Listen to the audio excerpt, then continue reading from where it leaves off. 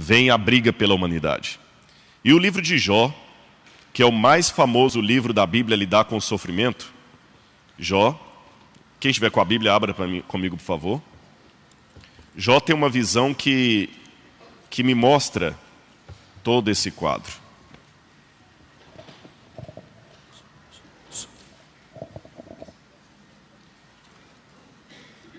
Antes do livro dos Salmos aqui. Livro de Jó, capítulo 1, versículo 1.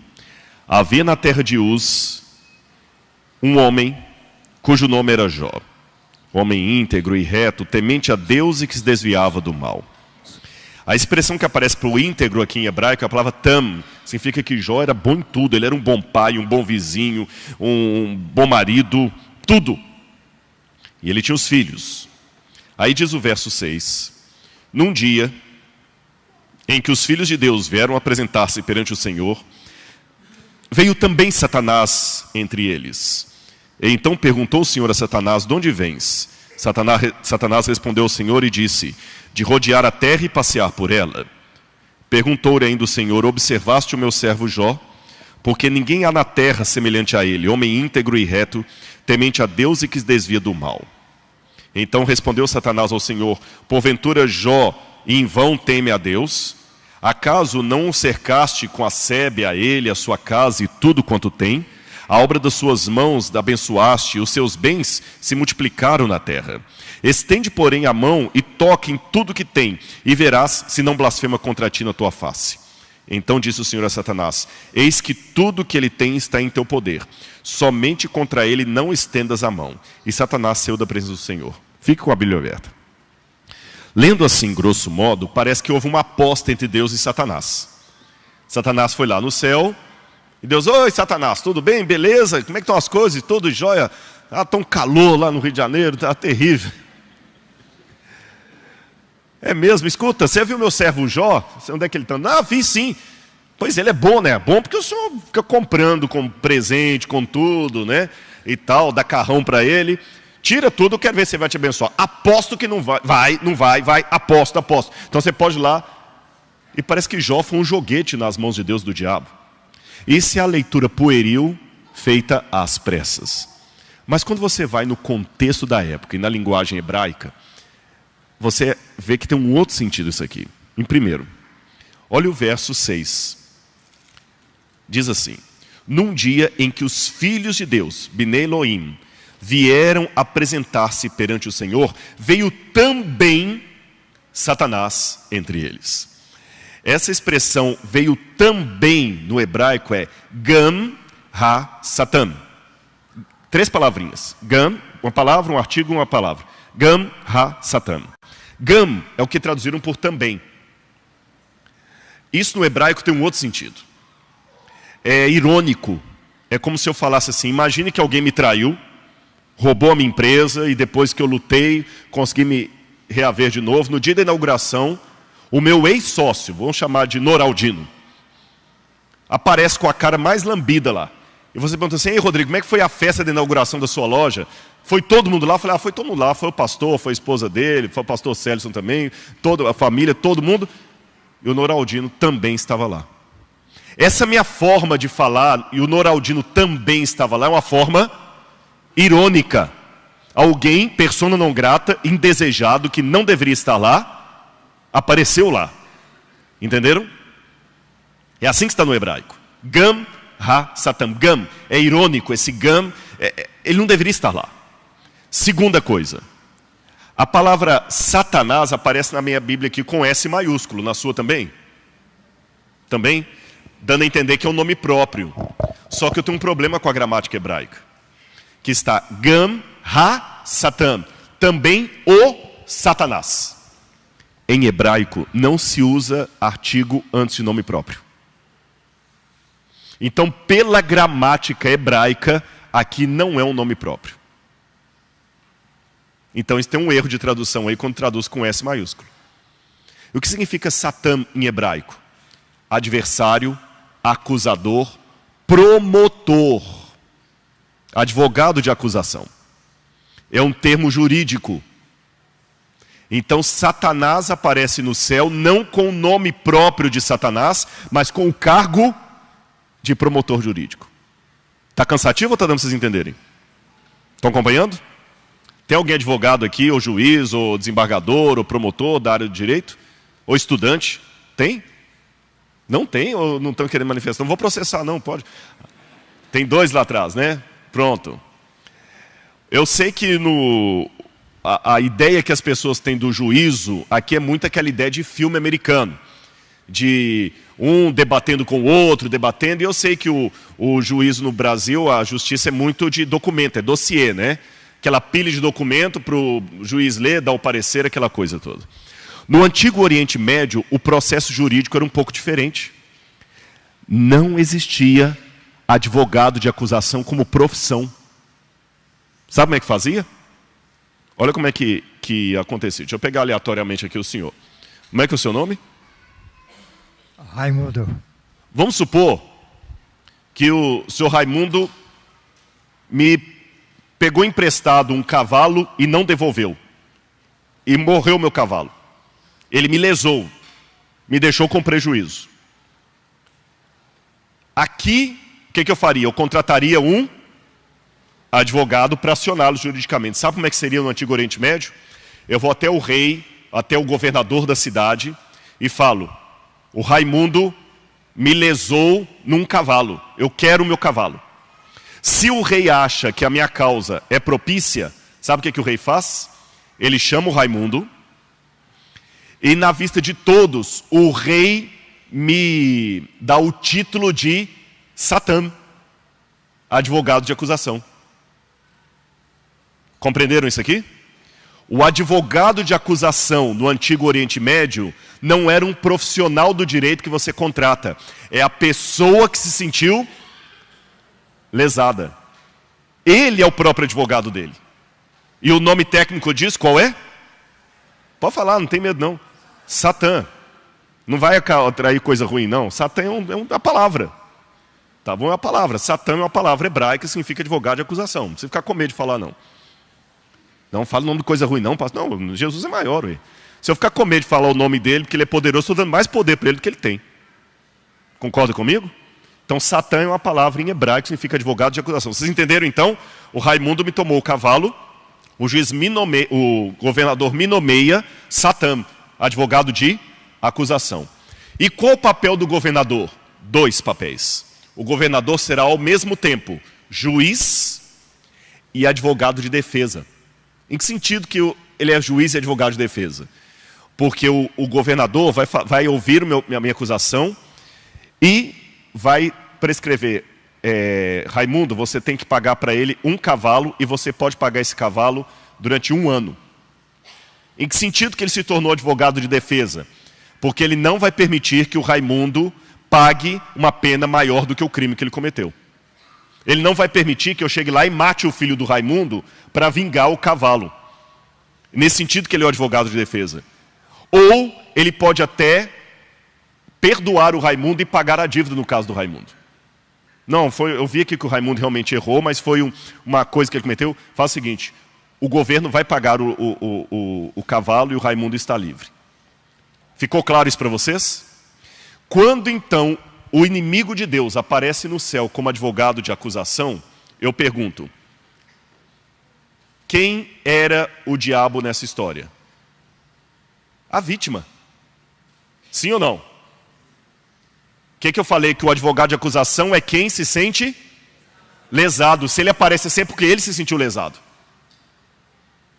E contra quem ele está reclamando? Contra Deus. Qual é o objeto da perda, da demanda? Jó, a terra. E quer ver que é Jó mesmo? Qual foi a pergunta? Que Deus pergunta para ele assim? De onde vens? Meaim tabô, em hebraico. De onde vens? É outra expressão idiomática. O que você está fazendo aqui? Qual foi a resposta que o diabo deu, que está na sua Bíblia aí? Rodear a terra e passear por ela.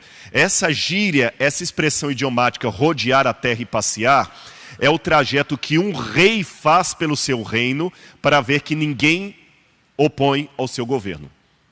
Dois exemplos rápidos aqui, para não ficar muito cansativo para vocês. A Bíblia fala que Deus passeava pelo jardim do Éden, quando Adão e Eva tinham... Olha a expressão do Gênesis. Passeava o Senhor pelo jardim na viração do dia. Por que Deus passeava pelo Éden? Deus estava como um governador, vindo se estava tudo bem. Davi passeava pelo seu palácio, quando viu Betseba tomando banho. Então essa expressão rodear e passear por, é um rei que anda pelo seu reino para ver se está tudo bem, se ninguém vai contra o seu reino. Quando o diabo fala de rodear a terra e passear por ela, a terra é minha. Porque o casal adâmico comeu do fruto proibido. Pela lei, a terra é minha. Pedindo licença ao pessoal da área do direito, vocês sabem que muita coisa do direito é legal, mas não é moral. Você sabe disso. É legal, mas não é moral. Mas assim, o próprio juiz, às vezes, ele dá uma sentença que ele, como cidadão, não gostaria de dar. Mas como juiz, ele é obrigado a soltar o cara, porque a legislação prevê, ele não pode manter o camarada preso. Às vezes ele tem que dar um habeas corpus que ele, como pai, não daria. Para o estuprador, seja lá o que for. Mas tem uma questão legal lá que ele é obrigado, com força de lei. Então, não era moral que o diabo fosse o dono da terra, mas era legal, porque quando Adão e Eva comeram do fruto proibido, eles assumiram, deram o controle para ele. Aí Deus falou o seguinte, mas tem uma coisa, você já viu meu servo Jó? Tem um que se opõe ao seu governo. E Satanás falou, ele se opõe porque o Senhor o compra. Lembre, o universo todo estava ouvindo a discussão. Deus é onisciente, mas o universo não é. Por amor ao universo, Deus deu argumentos que ele não precisava dar. Deus podia dar apenas a sua autoridade. Eu falei, acabou, eu sou Deus, está discutindo por quê? Mas olha o que Deus fala. Vinde, arrazoemos. Vamos conversar. Vamos conversar. Ele não precisava falar isso, não. Ele é Deus. Não, vamos conversar. Você quer saber por que eu estou usando essa camisa e essa calça aqui? Eu vou te explicar. Pode testar, Jó. Você vai ver que ele é fiel a mim porque ele me ama e não porque eu o comprei. E você sabe em todo o livro de Jó as coisas que ele sofre. Chega um momento que Jó não aguenta mais de tanto sofrimento. E no final do livro de Jó, capítulo 38, quem aparece para Jó? Deus. Agora Deus vai explicar para Jó. É interessante que no capítulo 32, verso 3, Deus fala com Jó assim, cinge os seus lombos, como homem, pois eu te perguntarei e tu me farás saber. É interessante que quando Deus vai explicar Jó o problema do sofrimento, eu esperava que Deus ia dar toda uma explicação para Jó, mas Deus faz um monte de pergunta.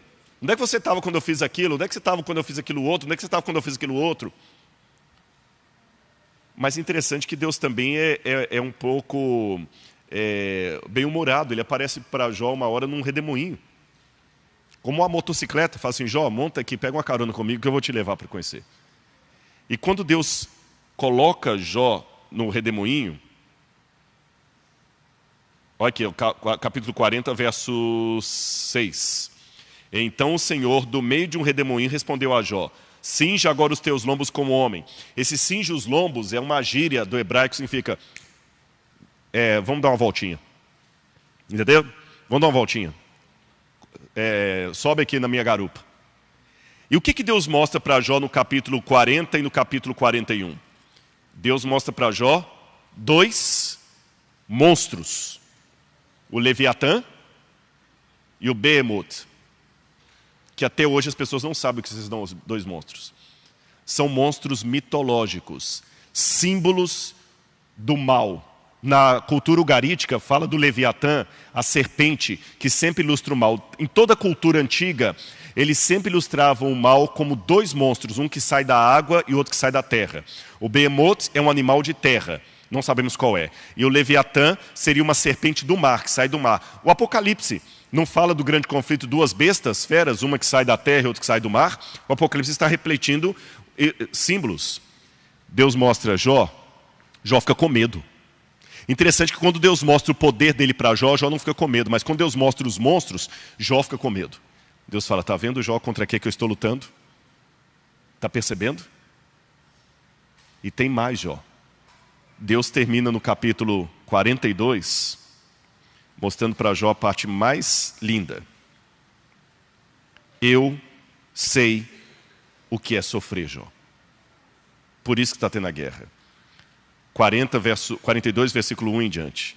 Então respondeu Jó ao Senhor: bem sei que tudo podes, nenhum dos teus planos pode ser frustrado. Quem é aquele, como disseste, e sem conhecimento encobre o conselho?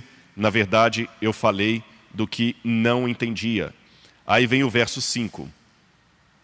Eu te conhecia só de ouvir, mas agora os meus olhos te veem. Sabe o que significa isso? Quem pode ver a Deus? Quem pode ver a Deus? Qual o tamanho de Deus? Será que existe um espaço que caiba a Deus?